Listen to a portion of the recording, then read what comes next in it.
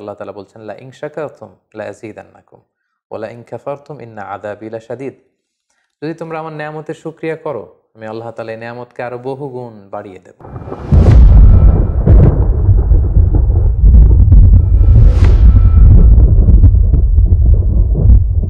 আসসালামু আলাইকুম ওয়া রাহমাতুল্লাহি ওয়া বারাকাতুহু। নাহমাদুহু ওয়া নুসাল্লি আলা রাসূলিহিল কারীম। আম্মা বা'দু ফাআউযু বিল্লাহি মিনাশ শাইতানির রাজীম। বিসমিল্লাহির রহমানির রহিম।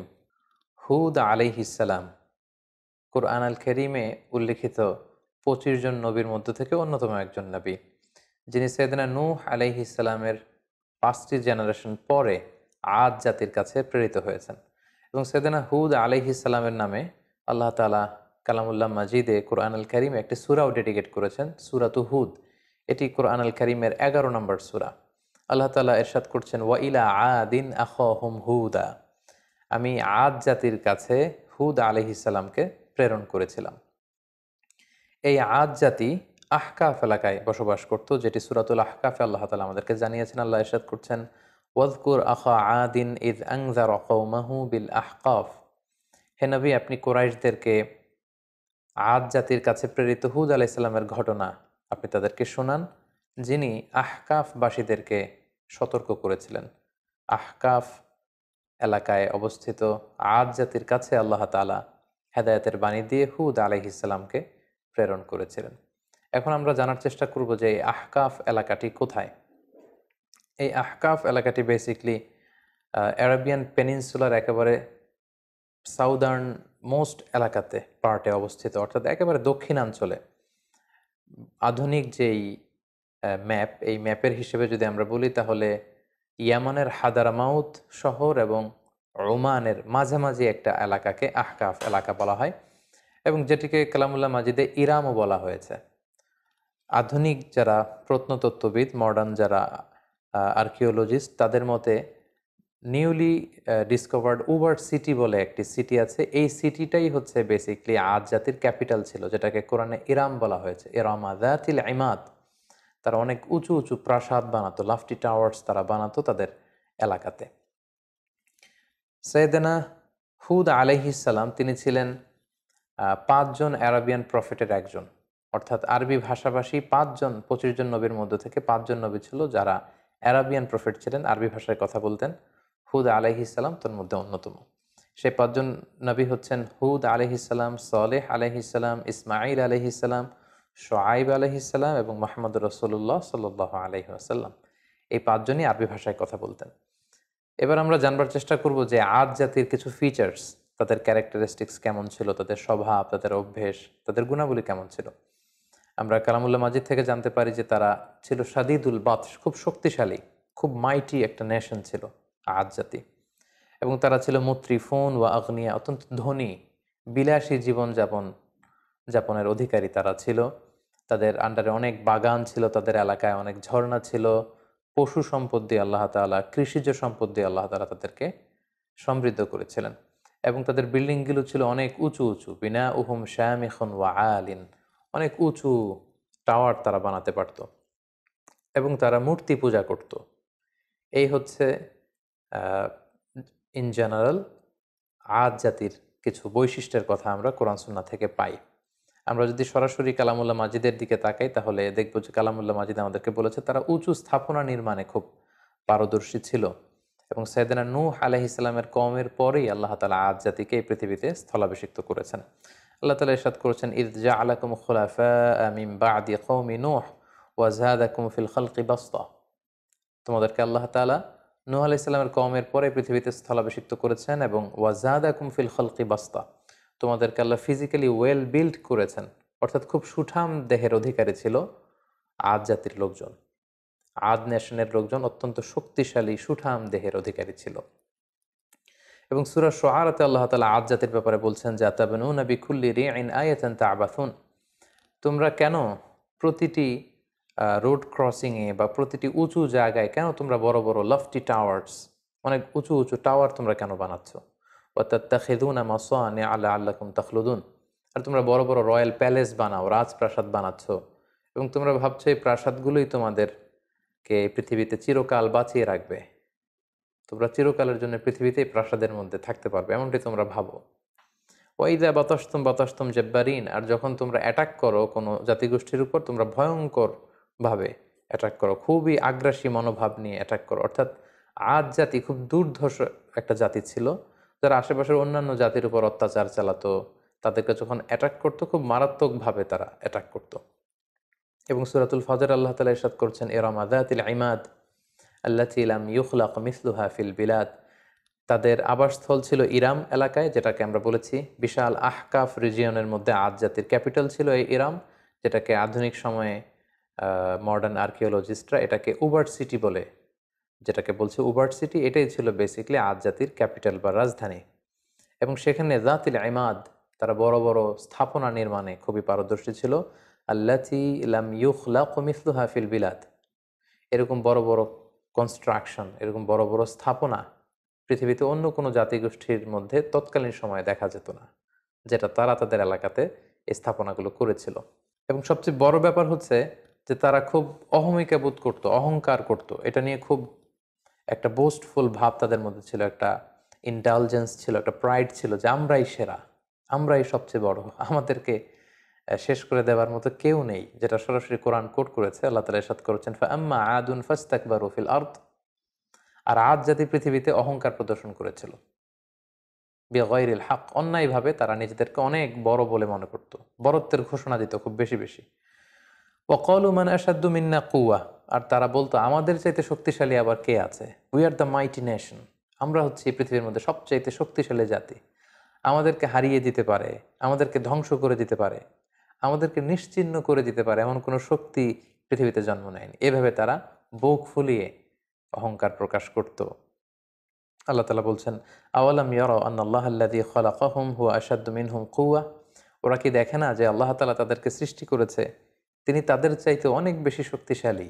ওয়া কানু বিআয়াতিনা ইয়াজহাদুন, কিন্তু তারা আমার নিদর্শন থেকে মুখ ফিরিয়ে নেয়, তারা অস্বীকার করে। তাহলে ওভারঅল আদ জাতির ব্যাপারে এই তথ্যগুলো আমরা কালামুল্লাহ মাজিদ থেকে পেয়ে থাকি।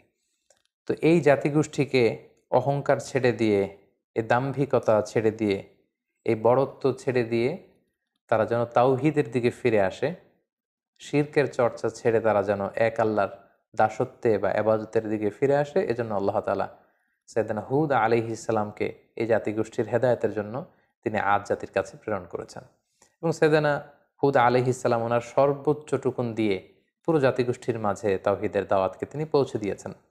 সূরাতুল আরাফে আল্লাহ তাআলা ইরশাদ করছেন, ওয়া ইলা আদিন আখাহুম হুদা, আমি আদ জাতির কাছে তাদেরই একজন ভাই, অর্থাৎ তাদেরই একজন লোক হুদকে নবী হিসেবে প্রেরণ করলাম। আমরা জানি যে কালামুল্লাহ মাজিদে প্রতিটি জাতিগোষ্ঠীর ক্ষেত্রে আমরা দেখেছি ভিনদেশী কোনো লোককে আল্লাহ তাআলা নবী হিসেবে অ্যাসাইন করেননি, কখনো করেননি, বরং তাদের গোষ্ঠীর মধ্য থেকে, তাদের নেশনের মধ্য থেকে, তাদের কোনো সাব ট্রাইবের মধ্য থেকে তিনি একজনকে তাদের হেদায়েতের জন্য তিনি সিলেক্ট করেছেন, যিনি তাদেরকে জান্নাতের সুসংবাদ দিবেন, জাহান্নাম থেকে ভীতি প্রদর্শন করবেন। এবং হুদ আলাইহিস সালাম সেটাই করেছেন, তাদের মধ্য থেকেই তিনি নবী হিসেবে এসেছিলেন। এবং সব নবীরা যে তাওহীদের দাওয়াত দিয়েছেন, সাইয়েদনা হুদ আলাইহিস সালাম সেই তাওহীদের দাওয়াতই তার জাতিগোষ্ঠীর কাছে তিনি পেশ করেছেন। তিনি বলেছেন, ইয়া কওমি আবুদুল্লাহ মা লাকুম মিন ইলাহিন গায়রু আফালা তাত্তাকুন, হে আমার জাতিগোষ্ঠীর লোকেরা, তোমাদের কি হলো, কেন তোমরা এক আল্লাহকে রেখে দিয়ে এত এত মূর্তির ইবাদত করছো, আফালা তাত্তাকুন, তোমরা কি আল্লাহকে ভয় করবে না? এটা একটা কমন দাওয়াত ছিল সব নবীদের, সব নবীরাই এক আল্লাহর দাস আমাদেরকে বানানোর জন্য পৃথিবীতে এসেছেন। আমরা যেন হাজার হাজার রবকে ছেড়ে দিয়ে, হাজার হাজার মূর্তিকে ছেড়ে দিয়ে, পৌত্তলিকতা ছেড়ে দিয়ে আমরা যেন এক আল্লাহর বান্দায় পরিণত হতে পারি, এটাই ছিল সব নবীদের মিশন এবং ভিশন। পাশাপাশি আমরা জানি যে আদ জাতি খুব শক্তিশালী একটা জাতি ছিল, তাদেরকে আল্লাহ তাআলা অনেক নাজ নেয়ামত দিয়েছেন। তো সাইয়েদনা হুদ আলাইহিস সালাম এই নাজ নেয়ামতের কথা স্মরণ করিয়ে দিয়েও তাদেরকে তাওহীদের দিকে দাওয়াত দিয়েছেন। তিনি বলেছেন, ওয়াযকুরু ইয জাআলাকুম খুলাফা মিন বা'দি কওমি নূহ, অর্থাৎ হে আমার জাতিগোষ্ঠী, তোমরা কি দেখছো না যে নূহ আলাইহিস সালামের পরে আল্লাহ তোমাদেরকে পৃথিবীতে সম্মানিত করেছেন। নূহ আলাইহিস সালামের কওমকে আল্লাহ তাআলা মহাপ্লাবন দিয়ে ধ্বংস করেছেন। সো তারা তো তোমাদের অ্যানসেস্টর ছিল, তোমাদের পূর্বপুরুষদের কি ভাগ্যে কি ঘটেছে এটা তো তোমরা দেখেছো। সো এটা দেখেও তোমরা কেন শিক্ষা নিবে না? এবং ওয়াজহাদাকুম ফিল খালকি বাসতা, আল্লাহ তোমাদেরকে সুঠামদেহী করেছেন, শক্তিশালী করেছেন। ফাযকুরু আলা আল্লাহি লাআল্লাকুম তুফলিহুন, ফলে আল্লাহ তাআলা তোমাদেরকে যে নেয়ামত দিয়েছেন এই নেয়ামতগুলোকে তোমরা স্মরণ করো, আল্লাহর নেয়ামতের শুকরিয়া করো। এইভাবে তিনি দাওয়াত দিতে লাগলেন। পাশাপাশি তিনি বোঝাতে চাইলেন যে তোমরা যতই পাপ করো না কেন, যতই অন্যায় করো না কেন, আল্লাহর তওবার দরজা, রহমতের দরজা এটা তোমাদের জন্য খোলা সব সময়। The door of Allah is open for you 24/7। যে কোনো সময় তুমি ইস্তেগফার করো, তওবা করো, শিরক থেকে ফিরে এসে এক আল্লাহর ইবাদতে মনোনিবেশ করো, আল্লাহ তাআলা তোমাদেরকে ক্ষমা করবেন। এবং সেটাই তিনি বললেন, ইয়া কওম ইস্তাগফিরু রাব্বাকুম, হে আমার জাতিগোষ্ঠীর লোকেরা, তোমরা আল্লাহর কাছে ক্ষমা চাও। সুম্মা তুবু ইলাইহি, আল্লাহর দিকে ফিরে আসো। Come back to your lord. ইউরসিলিস সামা আলাইকুম মিদরারা, তাহলে আকাশ থেকে আল্লাহ তাআলা রহমতের বাড়ি বর্ষণ করবেন। ওয়াইয়াজিদুকুম কুওয়াতান ইলা কুওয়াতিকুম, এখন যে শক্তিমত্তা আছে এটাকে আল্লাহ আরো আরো বাড়িয়ে দিবেন, আরো শক্তিশালী জাতিতে তোমরা রূপান্তরিত হবে। ওয়ালা তাতাওয়াল্লাউ মুজরিমিন, আর তোমরা অবাধ্যতা করে পাপাচারিতায় মগ্ন হয়ে মুখ ফিরিয়ে নিও না। সাইয়েদনা হুদ আলাইহিস সালাম এভাবে তিনি জাতিগোষ্ঠীর হেদায়েতের জন্য দাওয়াত দিতে লাগলেন, তাওহীদের বাণী তিনি শোনাতে লাগলেন। কিন্তু আমরা জানি যে বেশিরভাগ নবী তাদের এলাকাতে খুব বেশি ওয়েলকাম তাদেরকে জানানো হয়নি, বরং তাদের দাওয়াতকে প্রত্যাখ্যান করা হয়েছে। এবং আদ জাতির ক্ষেত্রেও ঠিক এটাই ঘটেছে। তাদের রেসপন্স কেমন ছিল এই দাওয়ার পরে আমরা সেটা যদি দেখি, তাহলে কালামুল্লাহ মাজিদ আমাদেরকে বলছে তাদের রেসপন্স ছিল এরকম, কলু ইয়াহুদু মা জিইতানা বিবাইয়িনা, হে হুদ, তুমি যে নবী কি প্রমাণ আছে, আমাদের তো বিশ্বাস হয় না। ওমা নাহনু বিতারিকি আলিহাতিনা আন কওলিক, তোমার এই কথায় তো আমরা আমাদের বাপ দাদা রেখে যাওয়া মূর্তিগুলোকে ছেড়ে দিতে পারি না। তুমি কি বলতে চাচ্ছ যে আমাদের পূর্বপুরুষরা ভুল করে গিয়েছে? আমরা তো এগুলো ছেড়ে আসতে পারি না। ওমা নাহনু লাকা বিমুমিনিন, তোমার কথায় আমরা বিশ্বাস করি না। তারা আরো বলতো, কলু আজিইতানা লিতাফিকানা আন আলিহাতিনা, হে হুদ, তুমি কি আমাদের ইলাহ বা উপাস্যদের থেকে আমাদের মুখকে ফিরিয়ে নিতে চাচ্ছ, সরিয়ে দিতে চাচ্ছ? আর তুমি বলছো যে আমরা যদি মূর্তির পূজা ছেড়ে না দিই তাহলে আযাব আসবে। ফাআতিনা বিমা তাইদুনা ইন কুনতা মিনাস সাদিকিন, তাহলে আযাব নিয়ে আসো, দেখাও, দেখি তোমার সাধ্যে কতটুকু কুলায়, তুমি কত বড় শক্তিশালী হয়েছো, তোমার আল্লাহর ক্ষমতা কতটুকু আমাদেরকে পারলে দেখাও। তুমি যে আযাবের কথা বলছো সে আযাব আমাদেরকে চাক্ষুষ দেখাও, যদি তুমি সত্যবাদী হয়ে থাকো। এভাবে সাইয়েদনা হুদ আলাইহিস সালামের দাওয়াতি কথাকে, আহ্বানকে তারা প্রত্যাখ্যান করে তুচ্ছ তাচ্ছিল্যের সাথে ওনাকে পুরো আদ জাতি তারা রিজেক্ট করলো। সাইয়েদনা হুদ আলাইহিস সালাম শেষবারের মতো তাদেরকে ওয়ার্নিং করলেন এবং বললেন যে এক আল্লাহর ইবাদত যদি তোমরা মেনে না নাও তাহলে তোমাদের উপর ভয়ঙ্কর শাস্তি আসবে, ভয়ঙ্কর শাস্তি। মেঘমালা দিয়ে, প্রচণ্ড বাতাস দিয়ে আল্লাহ তোমাদেরকে ধ্বংস করে দিবেন। তারা বললেন যে ফাতিনা বিমা তাইদুনা ইন কুনতুম মিনাস সাদিকিন, তাহলে দেখাও, সে শাস্তি যদি আসার হয়ে থাকে তাহলে নিয়ে আসো, দেখি কতটুকু শাস্তি আসতে পারে। অতঃপর আল্লাহ তাআলা সাইয়েদনা হুদ আলাইহিস সালামকে বললেন, এই জাতিগোষ্ঠীর উপর অচিরেই আমি শাস্তি পাঠাবো। আল্লাহ তাআলা ইরশাদ করছেন, ফালাম্মা রাআউহু আরিদান মুস্তাকবিলা আওদিয়াতিহিম ক্বালু হাযা আরিদুম মুমতিরুনা, হঠাৎ দেখা গেল পুরো আদ জাতির ওই এরিয়াতে, দ্য এন্টায়ার ভ্যাসানিটিতে চারদিকে শুধু মেঘ আর মেঘ, মেঘমালা, একেবারে ক্লাউডি একটা সিচুয়েশন। এবং এরকম মেঘমালা তারা কখনো জমা হতে দেখেনি তাদের আকাশে। এবং সেটা দেখে তারা তো মহা খুশি, কারণ এই মরু এলাকাতে যখন মেঘমালা আকাশে উড়ে বেড়ায় এবং সেগুলো যখন ঘনীভূত হয়, বৃষ্টি হয়, এটা তাদের জন্য kind of mercy and blessings, এটা রহমত। কারণ এতে করে তাদের জমিন উর্বর হবে, এতে করে তাদের পশুগুলোর ওট, তারপর মেষ, ভেড়া, এগুলোর খাবারের যোগান হবে, গাছপালাগুলো সবুজ তৃণলতায় ভরপুর হয়ে যাবে পুরো এলাকা। তারা এই মেঘমালা দেখে মহা খুশি। তারা এই মেঘমালা দেখে সবাই আনন্দ উৎসবের জন্য ঘর থেকে বের হয়ে আসলো এবং তারা বললো, হ্যাঁ আর মুমতিরুনা, এটা তো চমৎকার মেঘমালা, এই মেঘ থেকে বৃষ্টি হবে আর রহমের বৃষ্টিতে ভিজবে জমিন, আমাদের পুরো জমিন উর্বর হয়ে উঠবে। আল্লাহ তাআলা বললেন, বাল হুয়া মাস্তাআজালতুম বিহ, এটা রহমতের বৃষ্টি নয়, তোমরা যে আযাব চেয়েছিলে যে হে হুদ তুমি পারলে নিয়ে আসো, দেখাও, এটা সে আযাবের একটা নিশানা। আমি প্রচন্ড বাতাস দিয়ে তোমাদের ধ্বংস করব। রিহুন ফিহা আযাবুন আলিম, অচিরেই এমন বাতাস বইবে যাতে তোমাদের ধ্বংস রয়েছে। ঠিকই সাইয়েদনা হুদ আলাইহিস সালামের যে ওয়ার্নিং পুরো জাতিগোষ্ঠীর জন্য তিনি দিয়েছিলেন যে আল্লাহর ইবাদত যদি তোমরা না করো, মূর্তি পূজা যদি তোমরা না ছাড়ো, এই শিরকের অন্ধকার রাস্তা ছেড়ে তোমরা যদি আলোর পথে না আসো, প্রচণ্ড আযাব তোমাদেরকে পাকড়াও করবে। সে আযাব আল্লাহ তাআলা পাঠালেন। আল্লাহ তাআলা সূরা হাক্কাতে বলছেন, ওয়া আম্মা আদুন ফাউহলিকু বিরিহিন সরসরিন আতিয়া। প্রচণ্ড ঝঞ্ঝা বিক্ষুব্ধ বাতাস আল্লাহ তাআলা পাঠালেন, violent wind storm with cold wave, প্রচণ্ড শৈত্যপ্রবাহ, প্রচণ্ড ঠান্ডা ঝড়ো হাওয়া। তারা যখন বাইরে বের হয়ে আসলো, প্রচণ্ড গরমের মধ্যে থেকে হঠাৎ করে ওয়েদারটা টার্ন করে ঠান্ডা হতে লাগলো। ঠান্ডা হতে হতে প্রচণ্ড ঠান্ডায় পুরো এলাকার মধ্যে প্রচণ্ড শৈত্যপ্রবাহ শুরু হয়ে গেল এবং প্রচণ্ড ঠান্ডা ঝঞ্ঝাবায়ুতে, এই ঠান্ডা ঝড়ো হাওয়াতে এলাকার লোকজন আর বাইরে অবস্থান করতে পারলো না, সকলে ঘরের ভেতরে চলে গেল। এবং আল্লাহ তাআলা বলছেন, সাখখারাহা আলাইহিম সাবা আলাইয়ালিন ওয়া সামানিয়াতা আইয়াম, টানা 7 রাত 8 দিন এই প্রচণ্ড শৈত্যপ্রবাহে পুরো এলাকাটাকে আল্লাহ নাস্তানাবুদ করে দিলেন। প্রত্যেকটা মানুষ প্রচণ্ড ঠান্ডায় তারা যে যেখানে ছিল প্রত্যেকের ঘরে সেখানে মৃত্যুবরণ করলো। হুসুমান ফাতারাল কওমা ফিহা সারআ। আল্লাহ তাআলা বললেন, নবী হে, আপনি যদি তখন থাকতেন, আদ জাতির উপর এমন ভায়োলেন্ট উইন্ড স্টর্ম আমি পাঠিয়েছি শৈত্যপ্রবাহের সাথে, পুরো নেশন ওয়াইড ডিস্ট্রাকশন ছিল সেটা। আপনি থাকলে দেখতে পেতেন যে ফাতারাল কওমা, পুরো জাতিটা একসাথে, ফিহা সারআ, ভূলুণ্ঠিত হয়ে জমিনে উপর হয়ে পড়েছিল, চিৎপটাং হয়ে পড়েছিল। তাদেরকে দেখলে আপনার মনে হতো কান্নাহুম আজাজু নাখলিন খাওয়িয়া, এগুলো যেন কেমন যেন ভেঙে যাওয়া খেজুর গাছ। অনেক খেজুর গাছ আছে অনেক দিন পুরনো হয়ে যাওয়াতে এটা ভেঙে মাটিতে লুটিয়ে থাকে, ভুলুণ্ঠিত হয়ে থাকে। পুরো আদ জাতির নাসিবে আমি এটাই রেখে দিয়েছিলাম। প্রচণ্ড ঠান্ডা বাতাসে, প্রচণ্ড ঝড়ো হাওয়া দিয়ে, শৈত্যপ্রবাহের মধ্য দিয়ে, রিহিন সরসার, ঝঞ্ঝা বিক্ষুব্ধ বাতাস দিয়ে আমি এই জাতিটাকে ধ্বংস করে দিয়েছি। এবং আপনি দেখলে বুঝতে পারবেন না, পুরো এলাকাটার এমন ভয়ঙ্কর অবস্থা আমি আল্লাহ তাআলা করে দিয়েছি, আপনি দেখলে বুঝতেই পারবেন না যে এখানে এরকম মাইটি নেশন, এরকম শক্তিশালী একটা জাতি এখানে ছিল। এটা দেখে বোঝারই উপায় নেই। সম্মানিত, শুধু ঠিক এভাবেই এই পৃথিবী থেকে এরকম একটি মাইটি নেশনের বিদায় ঘটেছে আল্লাহ তাআলার অবাধ্যতার কারণে, অহংকার প্রদর্শনের কারণে। সেদিনা হুদ আলাইহিস সালামের আনিত এই দাওয়াতকে প্রত্যাখ্যান করবার কারণে পুরো জাতিগোষ্ঠীকে আল্লাহ তাআলা ধ্বংস করে দিয়েছেন।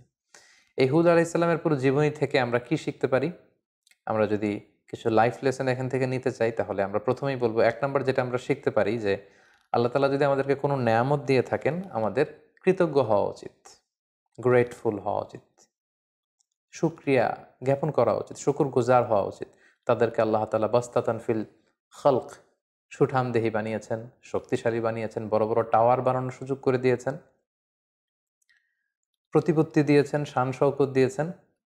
কিন্তু তার বিপরীতে এগুলোর শুকরগুজার তারা হয়নি। আল্লাহ তাআলা শুকরিয়া না করে তারা সেখানে অহংকার প্রদর্শন করছিল, নিজেদের বরত্বের ঘোষণা দিচ্ছিল। সো এই শিক্ষাটি আমরা নিতে পারি, আল্লাহর কোনো নেয়ামত পেলে যেন আমরা নেয়ামতের শুকরিয়া করি। আল্লাহ তাআলা বলছেন, লা ইন শাকারতুম লা আযীদান্নাকুম ওয়া লা ইন কাফারতুম ইন্না আযাবি লাশাদীদ। যদি তোমরা আমার নেয়ামতের শুকরিয়া করো, আমি আল্লাহ তাআলা এই নেয়ামতকে আরো বহুগুণ বাড়িয়ে দেব। আর যদি না শুকরি করো, তাহলে জেনে রাখো আমার শাস্তি বড় ভয়ঙ্কর। 2 নম্বর যে শিক্ষাটি আমরা পাই সেটা হচ্ছে আমাদের হিস্ট্রি থেকে শিক্ষা নেওয়া উচিত। অর্থাৎ ইতিহাস থেকে আমাদেরকে শিক্ষা নিতে হবে। একটা কথা বলা হয় এরকম যে ইতিহাসের সবচেয়ে বড় শিক্ষা হচ্ছে যে মানুষ ইতিহাস থেকে শিক্ষা নিতে চায় না। কারণ আমরা কালামুল্লাহ মাজিদের আয়াত থেকে আমরা জানতে পেরেছি, ইমিডিয়েটলি আফটার কওমে নূহ তারা পৃথিবীতে এসেছিল। আদ জাতিকে আল্লাহ তাআলা নূহ আলাইহিস সালামের কওমের পরেই মহাপ্লাবন দিয়ে যখন পুরো নূহ আলাইহিস সালামের মুশরিক কওমকে আল্লাহ ধ্বংস করেছেন, তারপরে আদ জাতি এসেছিল। সো তাদের হাতের নাগালেই ছিল সেই ঘটনা, কিভাবে বন্যা হয়ে পুরো পৃথিবীবাসী শেষ হয়ে গিয়েছিল আল্লাহ তাআলার অবাধ্যতার কারণে। সো এটা ভুলে যাওয়াটা তাদের জন্য বুদ্ধিমত্তার পরিচয় ছিল না, বরং সেখান থেকে তাদের শিক্ষা নেওয়া দরকার ছিল। সো এটাও আমরা এখান থেকে শিখলাম যে ইতিহাস যেন আমরা ভুলে না যাই, আমরা যেন ইতিহাস থেকে শিক্ষা নিতে পারি। 3 নাম্বার যে শিক্ষাটি আমরা এখান থেকে পেতে পারি সেটা হচ্ছে অহংকার এবং ঔদ্ধত্যের শেষ পরিণতি হচ্ছে ধ্বংস। আল্লাহ তাআলা তাদেরকে অনেক শক্তি দিয়েছেন, তারা অনেক শক্তিশালী একটি জাতি ছিল, মাইটি নেশন ছিল, কিন্তু তাদের অহংকার এবং ঔদ্ধত্যের কারণে কিন্তু আল্লাহ তাআলা ধ্বংস করে দিয়েছেন। কারণ অহংকারকারীদেরকে আল্লাহ তাআলা কখনোই পছন্দ করেন না। হাদিসে কুদসিতে, সুনান ইবনে মাজায় একটি হাদিস এসছে, হাদিসে কুদসি, সেখানে আল্লাহ তাআলা ইরশাদ করছেন, আল কিবরিয়া উ রিদাই, অহংকার হচ্ছে আমার চাদর, ওয়াল আযামাতু ইজহারি, আর বড়ত্ব হচ্ছে আমি আল্লাহর লুঙ্গি। ফামান নাযাআনি ওয়াহিদাম মিনহুমা আলকাইতুহু ফিন্নার ওয়ালা উবালি। যে আমার এই চাদর ধরে টান দেয়, অর্থাৎ যে অহংকার করতে চায়, যে নিজেকে নিজের বরত্বের ঘোষণা দিতে চায়, সে কেমন যেন আমার চাদর, আমার লুঙ্গি ধরে সে টান দিচ্ছে। সো যে আমার অহংকারের এই এই চাদর ধরে টান দেয়, তাকে আমি জাহান্নামে নিক্ষেপ করব। ওয়ালা উবালি, আই ডোন্ট কেয়ার। আল্লাহ বলেন তাদের দিকে আমি ভ্রুক্ষেপ করব না। সো আমরা যেন আল্লাহর দেয়া নেয়ামতের শুকর গুজার হতে পারি, আমরা যেন ইতিহাস থেকে শিক্ষা নিতে পারি, এবং সব সময়ের জন্য আমরা যেন অহংকার এবং ঔদ্ধত্যকে পরিহার করে বিনয়ী বান্দা হতে পারি। আল্লাহ তাআলা আমাদের সবাইকে কথাগুলো বুঝার ও আমল করার তৌফিক দান করুক। হাদা মা ইনদি ওয়াল ইলমু ইনদাল্লাহ, আলাইহি তাওয়াক্কালতু ওয়া ইলাইহি উনীব। ওয়াসসালামু আলাইকুম ওয়া রাহমাতুল্লাহি ওয়া বারাকাতুহু।